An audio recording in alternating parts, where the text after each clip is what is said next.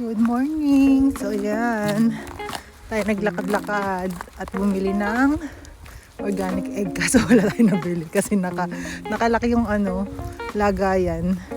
So wala tayong napala. Ito, kita nyo yung to, sapa ba to? O dam? Ewan ko, di ko alam. Nagpo-frozen na siya. Sobrang labig. So naglakad lang ako. Kasi nga na yung snow dito, matigas, frozen. So delikado to. Yung ibang part dito ganyan. Kaya lakad-lakad na lang tayo para sure fall na safe. So pauwi na rin ako, dumaan lang naman ako sa shop, bumili ng tinapay. Huwag ako pumunta sa itlog kasi wala naman tayo nabili. Kaya uwi na lang.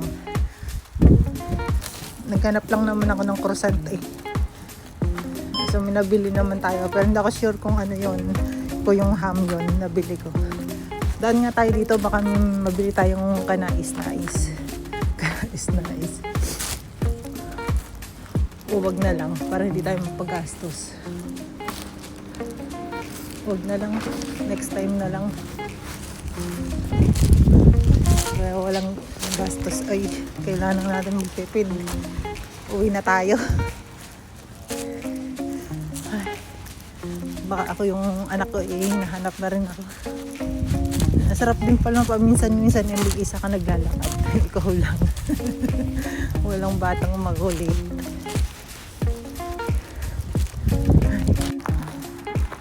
Nag-open nga pala yung shop ngayon ng 12:30 hanggang alas 6 yata, ganun. Basta parang half day lang sila ngayon. Pag Sunday, ganun dito.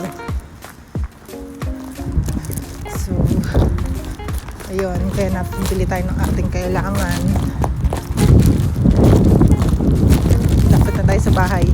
Kaya nyo naman, dahan-dahan lang. Talagang madulas, madulas, sobra.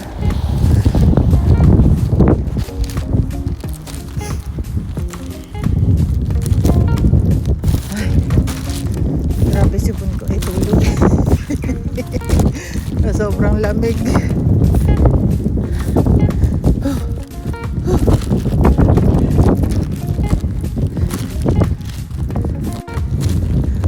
Dati na-amaze ako sa mga taong narating ng part ng Europe.